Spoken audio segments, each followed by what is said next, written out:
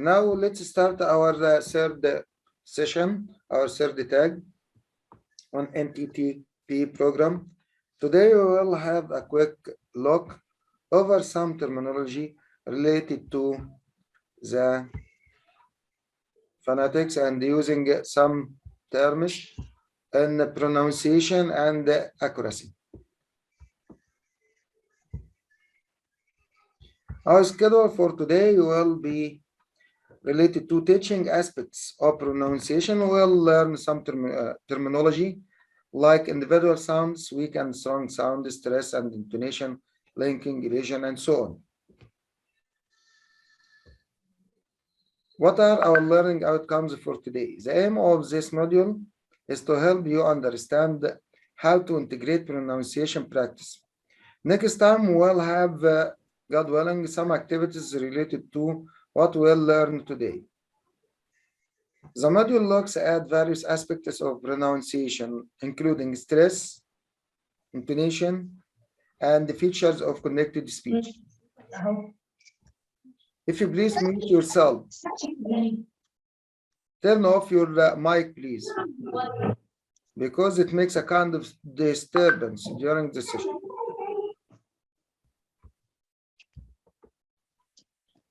Mr. Khalil, mute yourselves. I'll mute you, and if you please don't make it make sound, because it make a kind of disturbance during the session.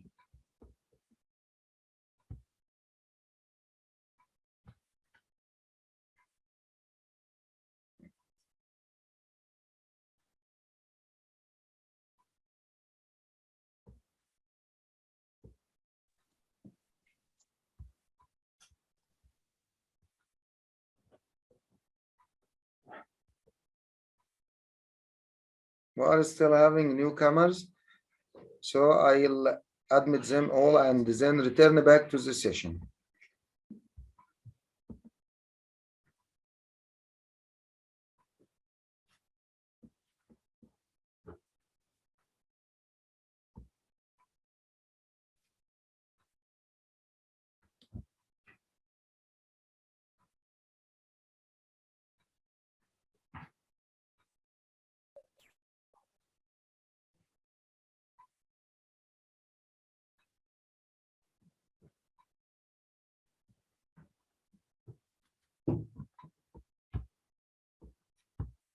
Let's go back. So our aims today, by the end of this module, you will be able to. We'll have two main points. First, to identify features of connected speech. The second one is describe techniques to raise learners' awareness of aspects of pronunciation. And in the fourth tag, we will have the two other points related to pronunciation activities. So our assignment for today will be to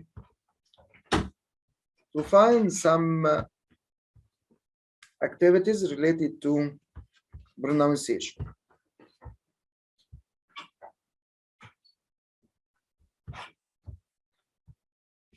Now let's start.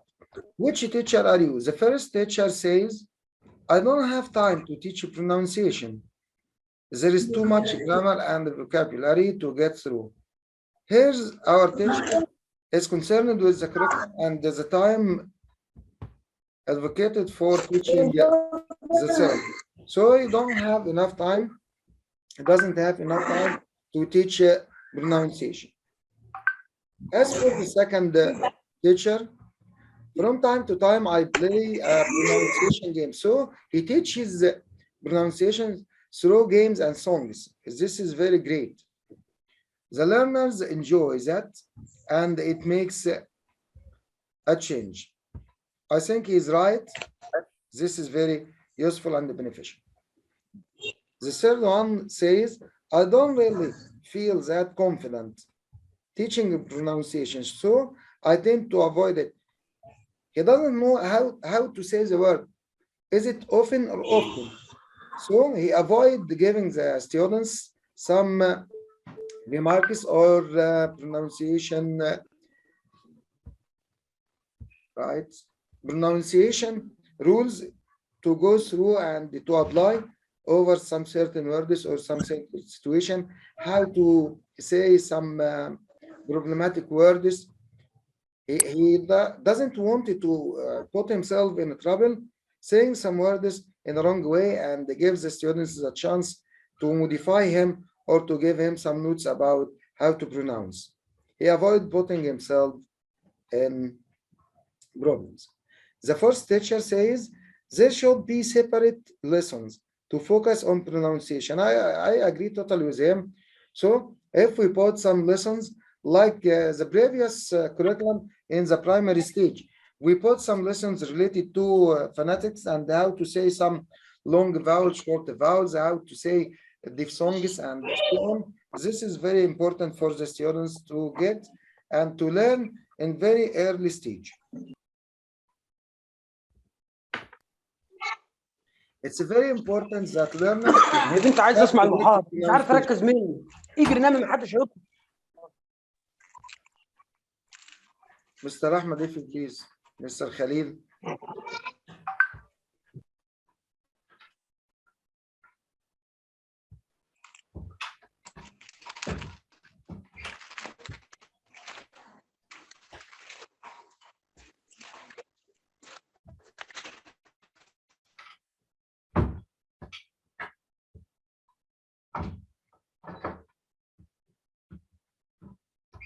Now let's go back. The last teacher says, I try to deal with pronunciation as and when it arises. So he doesn't give a certain time for pronunciation. He leave it for the lesson itself, and when it arises, he gives some notes related to this pronunciation. He teaches the students how to deal with the stress, intonation, elision, linking, schwa, weak forms, long forms, and so on, and gives them new terminologies related to these sounds.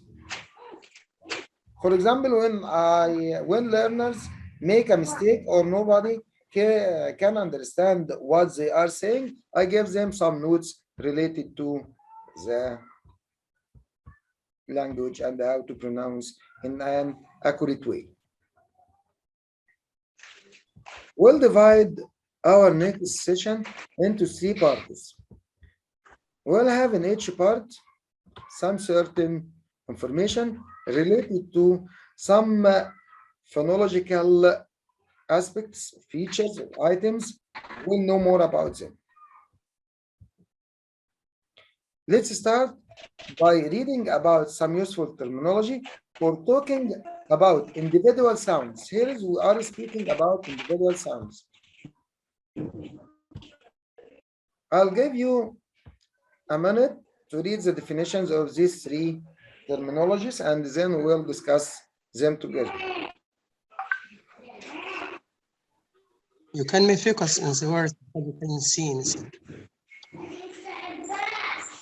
Sorry for that, I can't hear you. I can see because it's small. You can focus on it. Right, I'll make it bigger. Yes. Can you see it now, mister? So small for us. Right, so I'll start. Thanks, mister, for your remark. The first term is schwa. Schwa is the most common sound. Schwa is the most common sound in English. It's a weak and unstressed sound that occurs in many words. Learners often have great difficulty reproducing this sound. Let's listen to this.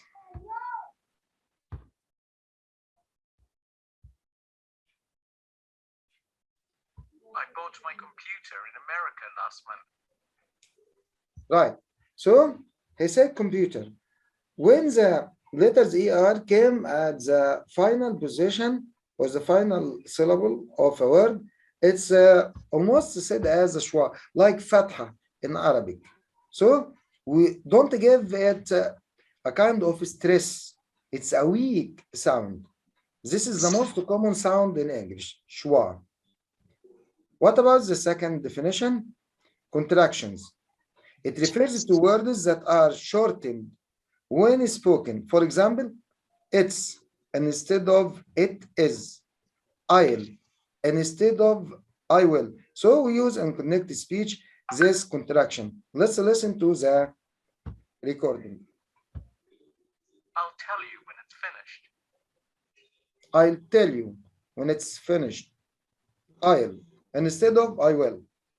It's instead of it is. This is contraction. The last definition here is weak forms. They are syllable sounds that become unstressed in connected speech. So if you say it in isolation, you can say it stressed. But when you say it in connected speech, try to make it weak, like schwa, and are often then pronounced as a schwa. For example, in the sentence, he gives me an example. We'll listen to it.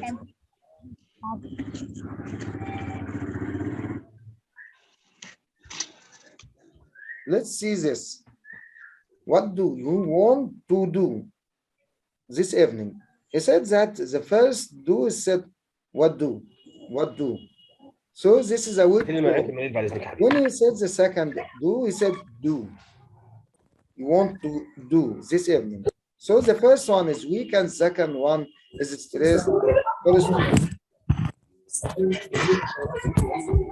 Here is a quick look over what we have already said. This is an individual sounds. We say what? To give an example, he gives me another example by the word banana. Banana has 3 syllables. The first and third syllable is unstressed, and we can say it in a schwa sound. But the second sound is na, na, na. Right? Is stressed and very strong. First, another example about contraction, we said this example. Let's weak sound and strong sounds. We're already spoken about this. Let's now have a short video about schwa. The link of this video is over there. You can use it or return back to it. I'll put them on the YouTube recording. Let's start with schwa. هذه الوحشية كيف تدربنا على علاج الجو؟ سألت القائد فأجاب المسلم أنت لا تعلم كم قتل هؤلاء من جنودنا كيف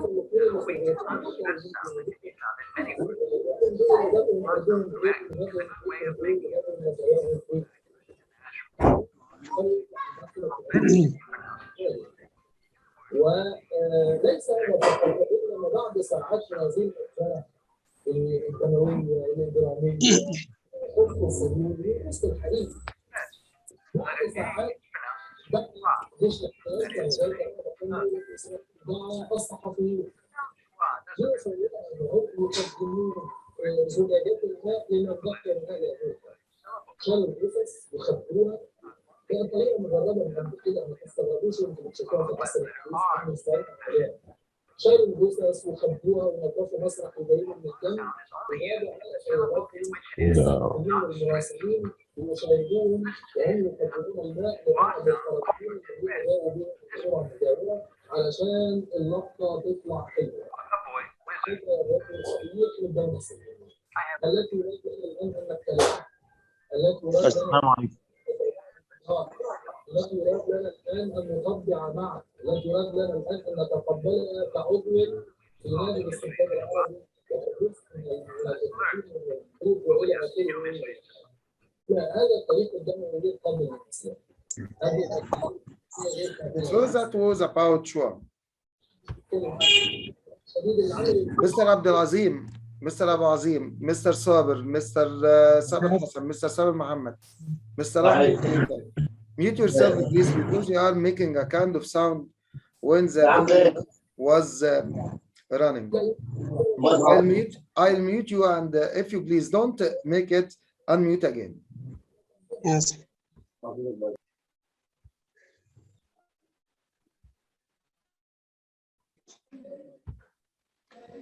Thanks for your help.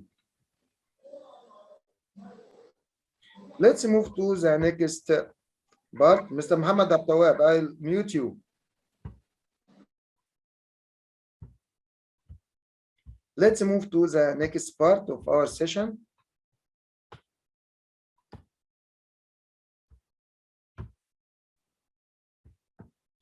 Now we'll read about some other useful terminology for talking about stress, rhythm, intonation. Let's start. Stress is about which sounds you emphasize in individual words. When I say a word in isolation, not in a connected speech, I could make a kind of stress over some syllables in this word or over the word itself. Right. And individual words and longer chunks of sentence. Chunk means a part of a sentence. Some syllables, some words together, collocation, and so on. For example, in the word banana, on the second syllable, while in the word orange, it's on the first syllable. So we make a kind of stress on the second syllable in the word banana. So the first ba is unstressed, na is stressed, na, the third syllable is unstressed. But the word o, orange, the first syllable is stressed. In sentences, we usually stress the most important or content words, the words in which we try to convey a message to the listener. Let's listen to the example. Would you like an orange or a banana? So use the two kinds of stress over the second syllable in the word banana and over the first syllable of the word orange. Now let's move to another term, it's rhythm. Rhythm is a kind of music. It's about how you use a combination of stressed and unstressed words in sentence. So we can make it as a kind of music up and down. Sentences have strong beats. This is a kind of hit, a strong hit. The stressed words or sounds or syllables. And the weak beats, is this a weak hit on the unstressed words? Let's see, and we'll have a kind of application on this. It's you and then it's me and then it's him and then it's her. As if it's going up and down. Listen to it again. It's you and then it's me and then it's him and then it's her. So English is a rhythmical sound because there is a kind of up and down in one sentence. Let's move to the other definition. It's intonation. Intonation is the way the pitch of a speaker's voice goes up and down as they speak. So intonation is very close to rhythm. You use this to help make your message clearer. Listen to the example. You're from New York, aren't you? You're from New York, aren't you? So here is in question tag, he make a kind of rising intonation. We have got rising and falling intonation. So by the end of this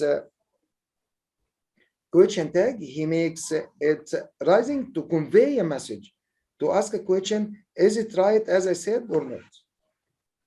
The last one is pitch movement. Is the way the quality of the voice changes as a speaker communicates. English often uses changes in pitch to communicate meaning, especially attitude. So pitch movement conveys a message that you, for example, doubt the words someone is saying, or you are certain of it. You don't understand, right? This is the message I want to deliver by using pitch movement. Listen to the example. Oh, really? Oh, really? Oh, really? So here are three really. Each one conveys a message. For example, I'm certain you are saying the truth. So it's really okay. Or I am not certain about what you are saying. Really? I don't believe you. Right? This is a pitch movement. You can use it and vary the message you deliver to your listener by using different kinds of pitch movement. Here is again, we summarize what we have said, and there is a kind of dialogue in which you will deal with stressed and weak forms. For example, what time is it? Time. So time is stressed. It's 2:45. What time shall we leave? Here is it's a kind of schwa, 2, schwa. 2:45, leave are stressed words at 4 o'clock before the rush hour. So we have got 4 stressed words, 4 o'clock, rush hour, and 2 schwas at, and the first part of, or the first syllable of o'clock.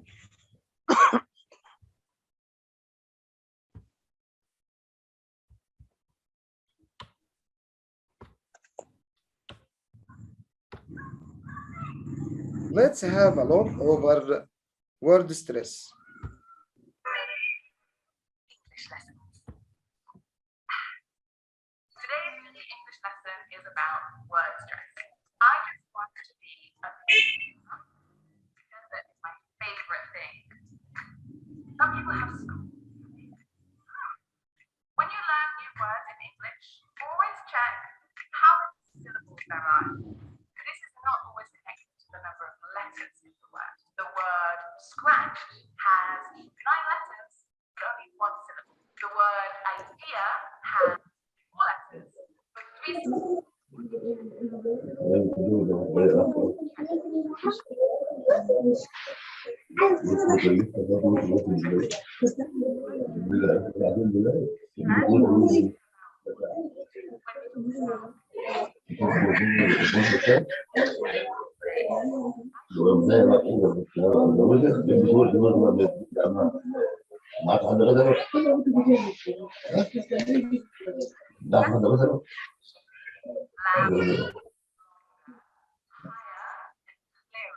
Than the other syllables in the word. It's kind of strange. I think what you want to say is dessert is my favorite thing. Now that I can understand. Dessert is a 2-syllable word with a stress on the second syllable. You can go like this, dessert. And how about beer? Sounds great, but I think you probably that's a 3-syllable word. Not the So how do you know which syllables to stress? Luckily, there are some patterns.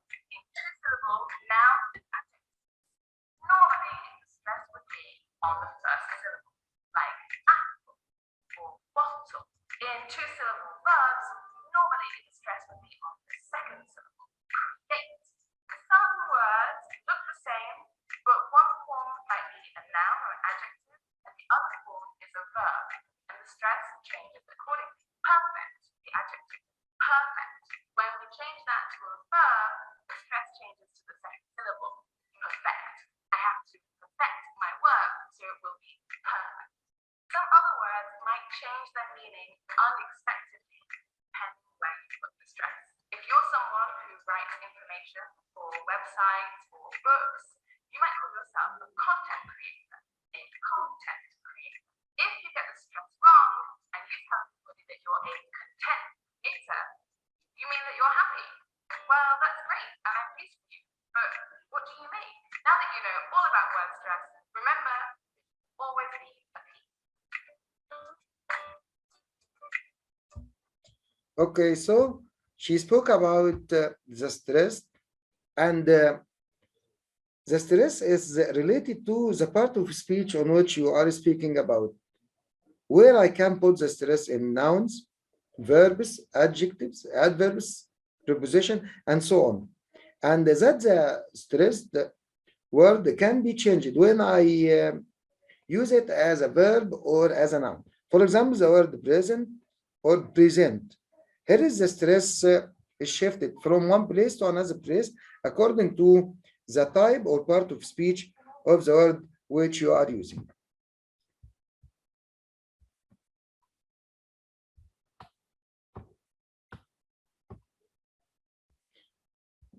Let's speak about intonation and have a small video about intonation.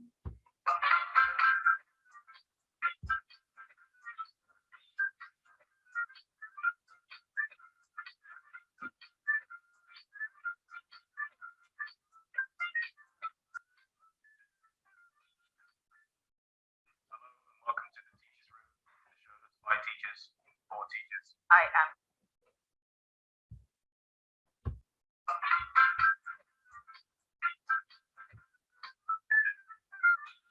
Hello and welcome to the teachers for teachers. I am John, and this is Dan, and this episode's topic is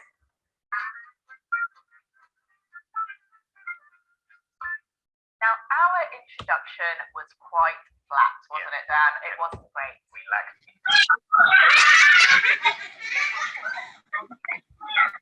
Makes them sound bored, boring. uninterested, So you need to help them. That's Help right. them with intonation. especially when you're doing things like grammar or functional language such as speaking. You can mix in a little bit of intonation throughout your lesson. And have fun with intonation. You can, for example, use humming dialogues.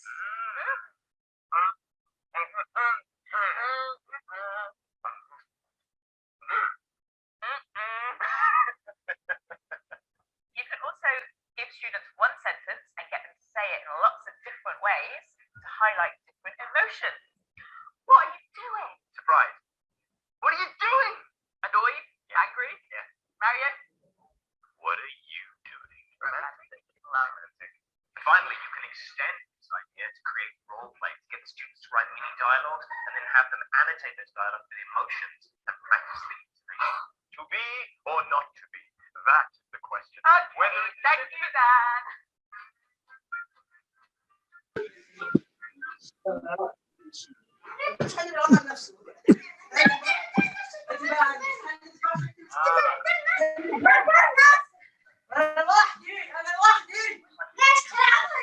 ولا مناديل نف يا Bought a dog yesterday. Mario bought a frog yesterday. Mario bought a dog. Maria bought انا صخره نف Mario bought a dog yesterday. فضي مناخيرك يا بابا Dog yesterday.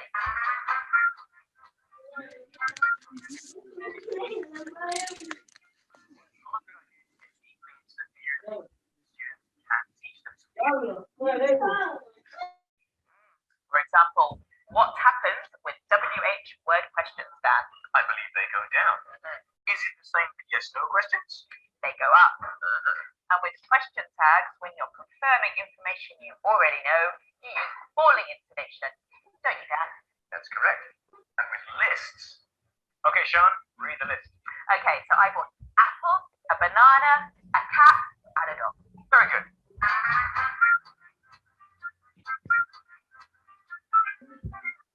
So I have got here some kind of intonation, rising and falling, or falling, rising, falling, and so on, according to the tone of the sentence. Is it WH question? Is it yes or no question?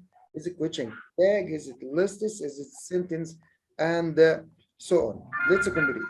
Finally, do not be dramatic with it. Over the We're really excited to be able to give you one of these t-shirts, but please send us a gift. Right. Where do we go? Where do we go? Where do they go? There you go. They go to bbclearningenglish.com. bbclearningenglish.com. See you next week. So this is bbclearning.com. You can return to this video and watch other videos related to learning and teaching phonetics. Let's move the third and last part of this session. It's about some concepts in connected speech. We have got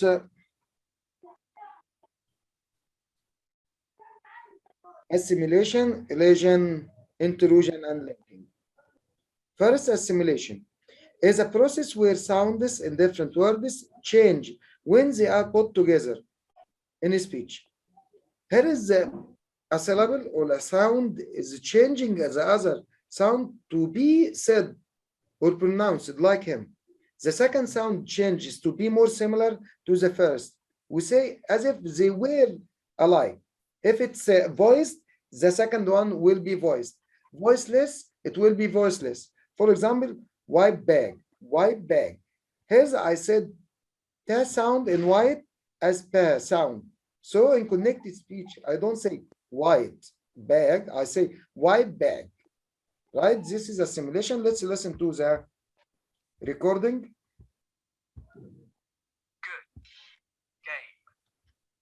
Good game. Hen. Tempin. Tempin. Bowling. Tempin bowling. That was a good game. Tempin bowling. Right, it's like does she, does she. So I don't say does and she, I say does she. This is a kind of assimilation. The second term is elision. Elision means omitting, to delete, to drop some sounds.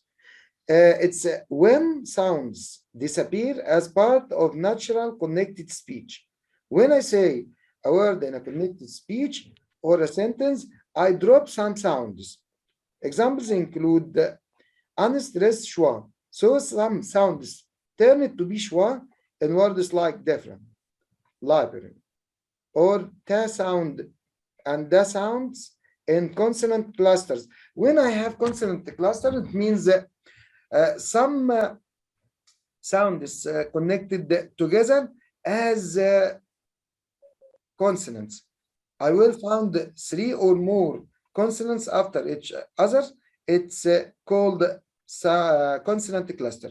Like in Christmas, I dropped the ta sound in this word, Christmas. Sandwich, sandwich. I dropped the da sound in this word. So this is elision. Elision means to drop some sounds. Let's listen to the recording. Let's stop. Let's stop. Next village. Next village. Let's stop for lunch in the next village. Right. Now we'll speak about another term is called intrusion. Is when two vowel sounds meet. I've got two vowel sounds, and you insert an additional ya, wa, or ra. This is syllabic, ya, or wa, or ra. I put in the articulation the sound ya, wa, or ra. It's not in the word, but I put it to make a kind of separation between the two vowel sounds, as ya and wa are semi-vowels, and ra is syllabic. I could use the ra sound is a syllable by itself. So this is the intrusion. To make or to mark the transition between the two vowel sounds. If you please, the sound is, if you please mute yourself. I always. Two apples. 4 oranges.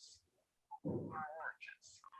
I always eat 2 apples and 4 oranges for breakfast. Right, we'll see these examples and say which intrusive sounds we put in this sound. Linking is when a vowel sound meets a consonant sound. So for intrusion, 2 vowel sound, and for linking, a vowel sound and a consonant sound.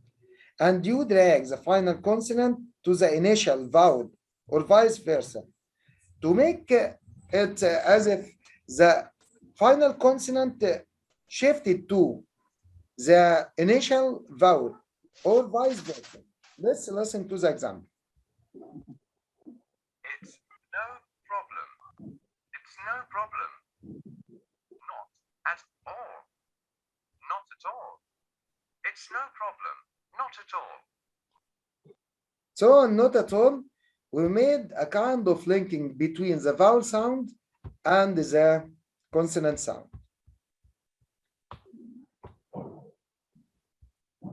Here is the example. Dialogue number 2 is about assimilation, elision, and contraction. Where Daya live? Daya is a kind of assimilation. And the next village. I omitted the sound from next. So this is elision. Me too. How are you? يا بنت إن الصوت خليني أعرف أسمع. How are you gonna to get? In the last example, I'll take green bus number 6. Daya wanna join me.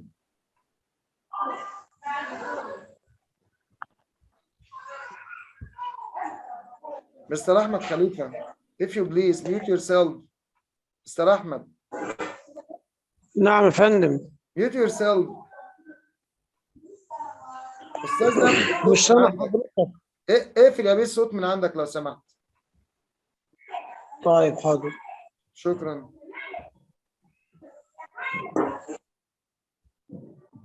The third dialogue is about linking. Is saying, what did you have for lunch? A tomato and cheese sandwich, an apple and a banana, a bar of chocolate. Let's see. Here is what sound between tomato and cheese. Tomato, one cheese. As if you said what sound in between the two vowel sounds. These letters O and A, you put W in between in articulation. So one tomato and right. Let's have a small video about assimilation. Have you ever heard of assimilation in English? Did you know that it can dramatically change the sound at the end of a word? Do you want to know whether you're using assimilation or not? Well, in this video, these are exactly the things I'm going to help you with.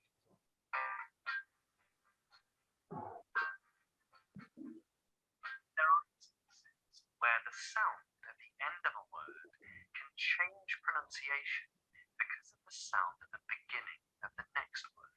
So, for example, if you were to say, that's really thought-provoking, that's really thought-provoking, can you notice how the T sound at the end of thought isn't pronounced when those two words are together?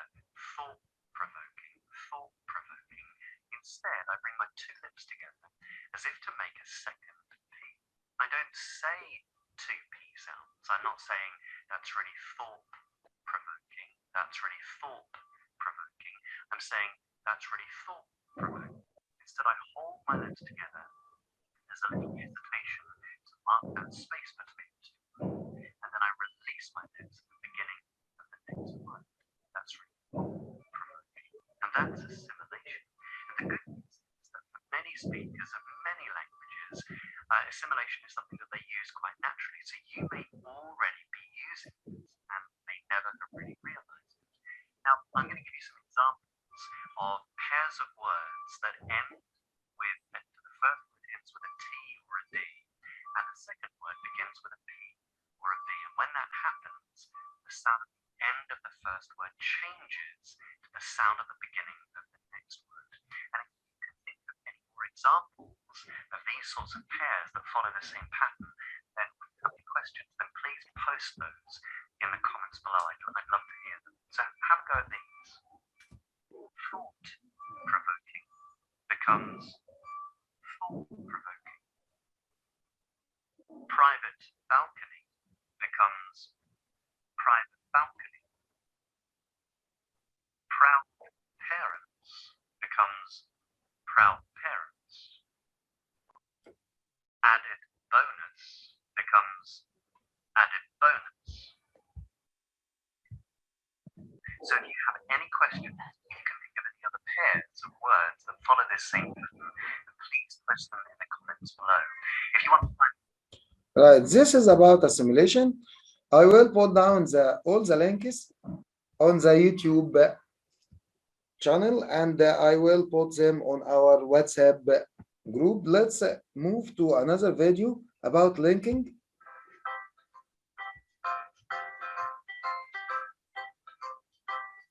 Hello, I'm Sammy, and this is part 3 of the connected speech series. Connected speech is used when you're speaking quickly and casually, and it helps your American English sound more natural. Today, we'll discuss linking. Linking means combining the sounds from the end of one word to the beginning of the next word. American English speakers naturally link sounds together to avoid pauses in fluid speech. So practicing linking can help your American English sound more fluent. There are 2 main types of linking. Vowel linking.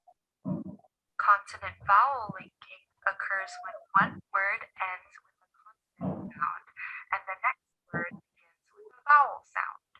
When this happens, we pronounce the words as if the consonant sound has moved from the end of the first word to the beginning of the next word. For example, look up is pronounced look up. Turn on the light becomes turn on the light. That's an umbrella becomes that's an umbrella. Vowel-vowel linking occurs when one word ends in a vowel sound and the next word begins with a vowel. You add a y sound or a w sound in between the vowel sound at the end of the first word and the vowel at the beginning of the second word. So how do you know whether to add a y or a w? Let's find out. If a word ends in the sounds e, I, a, I, or oi, and the next word begins with the vowel, the 2 words are linked with a y sound. For example, stay out is pronounced like stay out. Linking words with y happens even if there isn't a y in the spelling. He asked is pronounced like he asked. Sigh of relief is sigh of relief. If a word ends in the sounds o,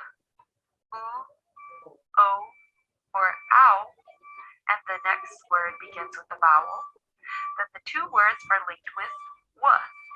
For example, how are you is pronounced like how are you. Again, linking words with the w sound happens even if there isn't a w letter in the spelling. For example, go inside is pronounced like go inside. 2 other people becomes 2 other people. Let's practice. Pay attention to the underlined words in the following story and practice using. You can practice these games and these sentences on the link. I will put it for you. And now let's move to the last part or the last video. It's about illusion.